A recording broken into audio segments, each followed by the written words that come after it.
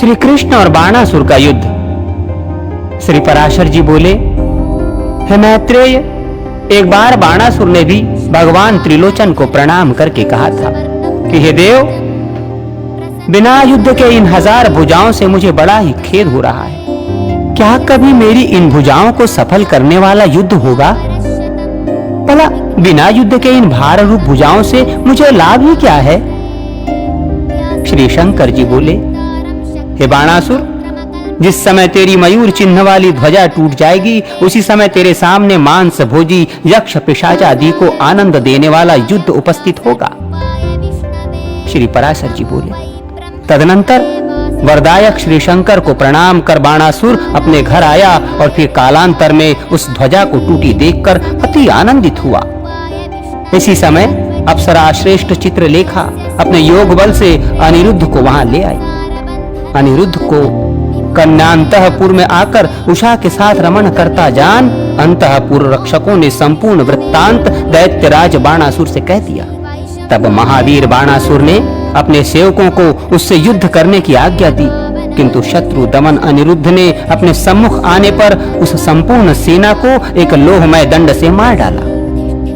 अपने सेवकों के मारे जाने पर बाणासुर अनिरुद्ध को मार डालने की इच्छा से रथ पर चढ़कर उसके साथ युद्ध करने लगा, किंतु अपनी शक्ति भर युद्ध करने पर भी वो यदुवीर अनिरुद्ध जी से पराजित हो गया। तब वो मंत्रियों की प्रेरणा से मायापूर्वक युद्ध करने लगा और यदुनंदन अनिरुद्ध को नागपाश से बांध लिया। इधर द्वारकापुरी में जिस समय समस्त यादुओं में ये चर्चा हो रही थी कि अनिरुद्ध कहाँ गए, उसी समय देवर्षि नारद ने उनके बाणासुर द्वारा बांधे जाने की सूचना दी।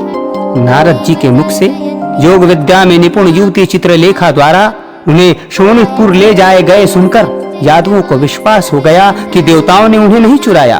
तब स्मरण मात्र से उपस्थित हुए गरुड़ पर चढ़कर श्री हरि, बलराम और प्रद्युम्न के सहित बाणासुर की राजधानी में आए। नगर में घुसते ही उन तीनों का भगवान शंकर के पार्षद प्रमथ गणों से युद्ध हुआ। उन्हें नष्ट करके श्री हरि बाणासुर की राजधानी के समीप चले गए। तदनंतर बाणासुर की रक्षा के लिए 3 सिर और 3 पैर वाला माहेश्वर नामक महान ज्वर आगे बढ़कर श्री भगवान से लड़ने लगा। उस ज्वर का ऐसा प्रभाव था कि उसके फेंके हुए भस्म के स्पर्श से संतप्त हुए श्री कृष्णचंद्र जी के शरीर का आलिंगन करने पर बलदेव जी ने भी शिथिल होकर नेत्र मूंद लिए। इस प्रकार भगवान श्रांगधर के साथ उनके शरीर में व्याप्त होकर युद्ध करते हुए उस माहेश्वर ज्वर को वैष्णव ज्वर ने तुरंत ही उसके शरीर से निकाल दिया। उस समय श्री नारायण की भुजाओं के आघात से उस माहेश्वर ज्वर को पीड़ित और विहल हुआ देखकर पितामह ब्रह्मा जी ने भगवान से कहा, इसे क्षमा कीजिए। तब भगवान मधुसूदन ने, अच्छा, मैंने क्षमा किया, ऐसा कहकर उस वैष्णव ज्वर को अपने में लीन कर लिया। ज्वर बोला, जो मनुष्य आपके साथ मेरे इस युद्ध का स्मरण करेंगे वे ज्वरहीन हो जाएंगे, ऐसा कहकर वो चला गया। तदनंतर भगवान कृष्णचंद्र ने पंचाग्नियों को जीत कर नष्ट किया, फिर लीला से ही दानव सेना को नष्ट करने लगे। तब संपूर्ण दैत्य सेना के सहित बलिपुत्र बाणासुर भगवान शंकर और स्वामी कार्तिकेय जी भगवान कृष्ण के साथ युद्ध करने लगे। श्री हरि और श्री महादेव जी का परस्पर बड़ा घोर युद्ध हुआ। इस युद्ध में प्रयुक्त शस्त्रों के किरण जाल से संतप्त होकर संपूर्ण लोक शुद्ध हो गए। इस घोर युद्ध के उपस्थित होने पर देवताओं ने समझा कि निश्चय ही ये संपूर्ण जगत का प्रलय काल आ गया है। श्री गोविंद ने जृंभकास्त्र छोड़ा, जिससे महादेव जी निद्रित से होकर जमुहाई लेने लगे। उनकी ऐसी दशा देखकर दैत्य और प्रमथगण चारों ओर भागने लगे। भगवान शंकर निद्राभिभूत होकर रथ के पिछले भाग में बैठ गए। फिर अनायासी अद्वितीय कर्म करने वाले श्री कृष्णचंद्र से युद्ध न कर सके। तदनंतर गरुड़ द्वारा वाहन के नष्ट हो जाने से, प्रद्युम्न जी के शस्त्रों से पीड़ित होने से तथा कृष्णचंद्र के हुंकार से शक्तिहीन हो जाने से स्वामी कार्तिकेय भी भागने लगे। इस प्रकार श्री कृष्णचंद्र द्वारा महादेव जी के निद्रा विभूत दैत्य सेना के नष्ट, स्वामी कार्तिकेय के पराजित और शिवगणों के क्षीण हो जाने पर कृष्ण, प्रद्युम्न और बलभद्र जी के साथ युद्ध करने के लिए वहां बाणासुर साक्षात नंदीश्वर द्वारा हांके जाते हुए महान रथ पर चढ़कर आया। उसके आते ही महावीरशाली बलभद्र जी ने अनेकों बाण बरसाकर बाणासुर की सेना को छिन्न भिन्न कर डाला। तब वो वीर धर्म से भ्रष्ट होकर भागने लगी। बाणासुर ने देखा कि उसकी सेना को बलभद्र जी बड़ी फुर्ती से हल से खींच कर मुसल से मार रहे हैं और कृष्णचंद्र उसे बाणों से बींधे डालते हैं। तब बाणासुर का श्री कृष्णचंद्र के साथ घोर युद्ध छिड़ गया। वे दोनों परस्पर कवच भेदी बाण छोड़ने लगे, परंतु भगवान कृष्ण ने बाणासुर के छोड़े हुए तीखे बाणों को अपने बाणों से काट डाला और फिर बाणासुर कृष्ण को तथा कृष्ण बाणासुर को बींधने लगे। हे द्विज, उस समय परस्पर चोट करने वाले बाणासुर और कृष्ण दोनों ही विजय की इच्छा से निरंतर शीघ्रता पूर्वक अस्त्र शस्त्र छोड़ने लगे। अंत में समस्त बाणों के छिन्न और संपूर्ण अस्त्र शस्त्रों के निष्फल हो जाने पर श्री हरि ने बाणासुर को मार डालने का विचार किया। तब दैत्य मंडल के शत्रु भगवान कृष्ण ने सैकड़ों सूर्यों के समान प्रकाशमान अपने सुदर्शन चक्र को हाथों में ले लिया। जिस समय भगवान मधुसूदन बाणासुर को मारने के लिए चक्र छोड़ना ही चाहते थे, उसी समय दैत्यों की विद्या मंत्रमयी कुलदेवी कोटरी भगवान के सामने नग्नावस्था में उपस्थित हुई। उसे देखते ही भगवान ने नेत्र मूंद लिए और बाणासुर को लक्ष्य करके उस शत्रु की भुजाओं के वन को काटने के लिए सुदर्शन चक्र छोड़ा।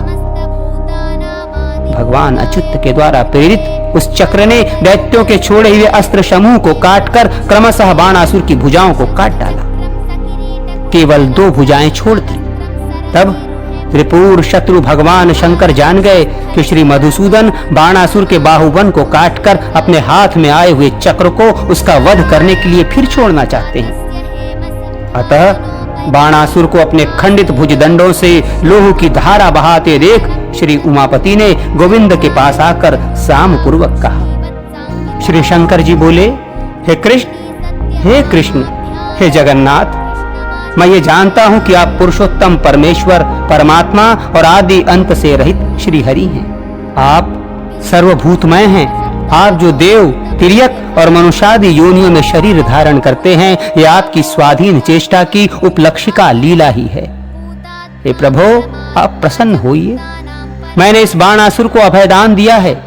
हे नाथ, मैंने जो वचन दिया है उसे आप मिथ्या न करें। हे अवय, ये आपका अपराध ही नहीं है, ये तो मेरा आश्रय पाने से ही इतना गर्विला हो गया है। इस दैत्य को मैंने ही वर दिया था, इसलिए मैं ही आपसे इसके लिए क्षमा कराता हूं। श्री पराशर जी बोले, त्रिशूल पाणी भगवान उमापति के इस प्रकार कहने पर श्री गोविंद ने बाणासुर के प्रति क्रोध भाव त्याग दिया और प्रसन्न वदन होकर उनसे कहा। श्री भगवान बोले, हे शंकर, यदि आपने इसे वर दिया है तो ये बाणासुर जीवित रहे। आपके वचन का मान रखने के लिए मैं इस चक्र को रोके लेता हूं। आपने जो अभय दिया है वो सब मैंने भी दे दिया। हे शंकर, आप अपने को मुझसे सर्वथा अभिन्न देखें। आप ये भली प्रकार समझ ले कि जो मैं हूं सो आप हैं तथा ये संपूर्ण जगत, देव, असुर और मनुष्य आदि कोई भी मुझसे भिन्न नहीं है।